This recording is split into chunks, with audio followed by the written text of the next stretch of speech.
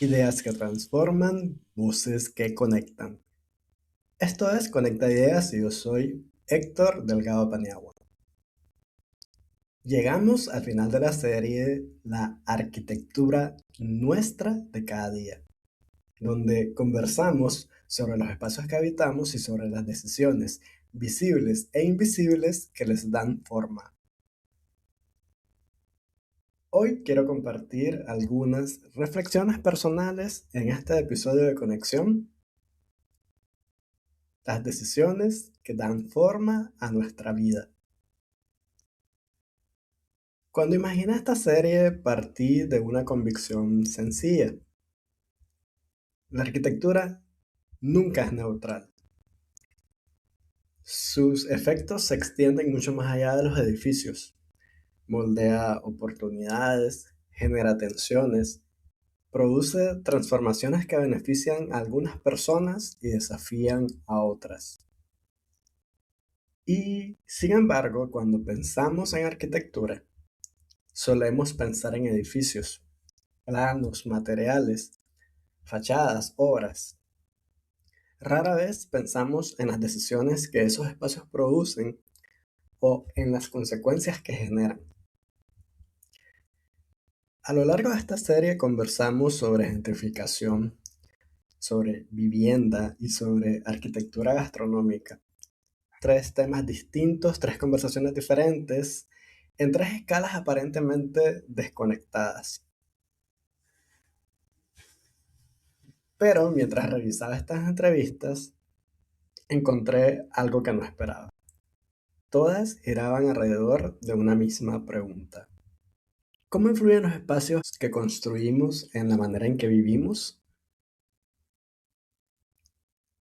Con Ural Espinosa hablamos de barrios que cambian, barrios que reciben inversión y se vuelven atractivos, barrios que se transforman. Y a primera vista eso parece una buena noticia. Más actividad económica, más servicios, más oportunidades. Pero la conversación nos llevó rápidamente hacia otras preguntas. ¿Quién se beneficia de esos cambios? ¿Y qué ocurre con quienes ya vivían allí? Porque detrás de la gentrificación descubrimos algo más profundo. La ciudad no es solamente una colección de edificios. La ciudad también es memoria y pertenencia. Es comunidad, es historia compartida. Y entonces apareció una frase que siguió resonando después de terminar la entrevista. Renovar sin desplazar. Una frase sencilla, pero también un enorme desafío, porque nos obliga a preguntarnos para quién se transforma la ciudad y quién tiene derecho a permanecer en ella. Con Perla Sánchez Uriarte, la conversación tomó otro rumbo. Hablamos de vivienda, pero pronto dejamos de hablar únicamente de viviendas. Comenzamos a hablar de deuda, de acceso, de expectativas, de proyectos de vida. Porque una vivienda no es solamente una estructura física, es el lugar desde donde organizamos nuestra existencia, es donde descansamos, donde construimos relaciones, donde imaginamos el futuro. El episodio de la casa propia a la deuda perpetua me hizo identificarme no solo como un deudor hipotecario, sino también como alguien que ha sido moldeado por un proceso de disciplinamiento social. También me reconocí en esa promesa muy concreta que tantas veces aprendemos a valorar como medida de estabilidad, responsabilidad y esfuerzo. La de tener una casa propia. Una promesa que muchas veces se presenta como símbolo de logro, de madurez, de seguridad, pero que también puede convertirse en una forma silenciosa de ordenar la vida entera. Una casa, pero también una deuda. un sueño, pero también una obligación que se extiende durante años. Y comprendí que detrás de la vivienda existen estructuras económicas que influyen profundamente en la manera en que vivimos, en las decisiones laborales que tomamos, en los riesgos que estamos dispuestos a asumir y en la libertad que sentimos para construir nuestro propio camino. Fue un episodio que sentí muy cercano, en parte porque conversé con una colega paisana, una leonesa, y eso me hizo sentirme en confianza desde el inicio. Por eso también hubo risas, bromas y una cercanía especial durante la conversación. Pero mi identificación con este episodio no termina ahí. También tiene que ver con la forma en que la deuda nos enseña a comportarnos, a postergar, a obedecer, a aceptar ciertas renuncias como si fueran naturales. Y eso es precisamente lo que me hizo pensar con más fuerza en la relación entre vivienda, aspiración y disciplina social, porque no se trata únicamente de pagar una cuota, se trata de cómo esa cuota termina organizando el tiempo, las prioridades y hasta la manera en que nos pensamos a nosotros mismos. La tercera conversación parecía alejarse de esos temas. Hablamos de arquitectura gastronómica, de restaurantes, de cafeterías, de experiencias, pero en realidad estábamos hablando exactamente de lo mismo, porque Amy y Urania no comenzaron hablando de materiales. Hablaron de personas, hablaron de comunicación, de emociones y de experiencias. Hablaron de cómo queremos que alguien se sienta en un lugar. Y eso me recordó algo importante. Los espacios no son escenarios pasivos. También participan en la vida que ocurre dentro de ellos. Influyen, comunican, condicionan comportamientos, generan experiencias y muchas veces lo hacen sin que nos demos cuenta. Mientras preparaba este episodio también recordé distintas etapas de mi vida profesional.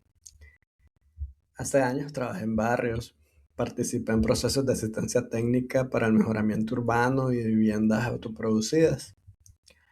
Y también colaboré como voluntario en un colectivo profesional que promovía procesos de diseño participativo de espacios comunitarios.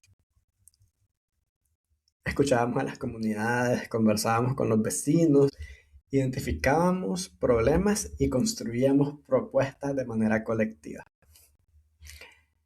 Recuerdo una experiencia en un barrio del Distrito 5 de Managua, en el que se construiría una casa comunal en un área verde que los vecinos habían preservado con mucho esfuerzo y mucho entusiasmo. El plan maestro indicaba que la casa comunal debía ubicarse en el centro del predio, como un remate visual de la calle de acceso. Todo parecía marchar bien, perfecto, pijudito, pero surgió resistencia. La primera noche, después de realizar el trazado previo a la excavación, las niveletas fueron arrancadas. Estábamos invadiendo el área de juego de la cancha de fútbol y los chavalos del barrio se hicieron sentir.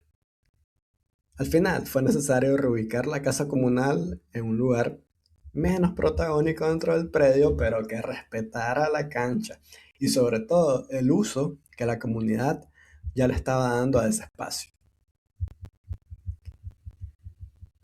Aquella experiencia me enseñó algo que sigo considerando fundamental. Las personas conocen profundamente los lugares que habitan. Conocen sus problemas, sus oportunidades, sus dinámicas, sus sueños. Y por eso diseñar no consiste únicamente en proponer soluciones. También consiste en escuchar. Quizás por eso estas conversaciones resonaron conmigo de una manera especial. porque me recordaron algo que aprendí hace mucho tiempo. La arquitectura nunca ha tratado solamente de edificios. Siempre ha tratado de personas. Y entonces apareció la verdadera conexión entre los tres episodios. No era la arquitectura, era la relación entre las personas y los espacios. Porque al final, los espacios nunca son solamente espacios. La arquitectura no solo organiza materia, organiza posibilidades. Influye en quién puede quedarse, en quién puede acceder, influye en quién puede participar. Y por eso resulta tan difícil analizarlas de categorías como éxito o fracaso. Las ciudades, la vivienda y la vida cotidiana son más complejas que eso. Como arquitecto, estas conversaciones también reforzaron una convicción personal. Sigo creyendo que la arquitectura tiene una responsabilidad que va más allá de diseñar edificios. Tiene la capacidad de ampliar oportunidades, de facilitar encuentros, de fortalecer comunidades, de contribuir a una vida más digna. Claro, por supuesto, ninguna obra resolverá por sí sola los problemas de nuestras ciudades. Pero cada decisión espacial comunica una determinada manera de entender la sociedad. Y por eso vale la pena preguntarnos, ¿a quién incluye este espacio? ¿A quién beneficia? ¿Quién puede acceder? ¿Y quién podría quedar fuera? Las ciudades nunca dejan de construirse. La pregunta es, ¿qué estamos construyendo cuando construimos ciudad? Más espacio para movernos, menos espacio para encontrarnos. ¿Le estamos dedicando la misma atención a los espacios que nos ayudan a convivir y conectarnos? Porque al final, la calidad de una ciudad no depende únicamente de lo que construye, también depende de las conexiones que hace posibles. Y esa es la principal lección que me están dejando estas conversaciones. Mirar la arquitectura con atención implica mirar también a las personas. Implica observar cómo vivimos, cómo nos movemos, cómo nos encontramos, cómo estamos distribuyendo oportunidades y cómo imaginamos nuestro futuro compartido. Porque al final, en esta serie, hablamos de arquitectura. Y hablar de arquitectura siempre ha sido una manera de hablar sobre cómo elegimos vivir juntos. Y es que la arquitectura nunca ha tratado solamente de edificios. Siempre ha tratado de personas. Yo soy Héctor Delgado Paniagua. Esto fue Conect Ideas. Nos seguimos viendo.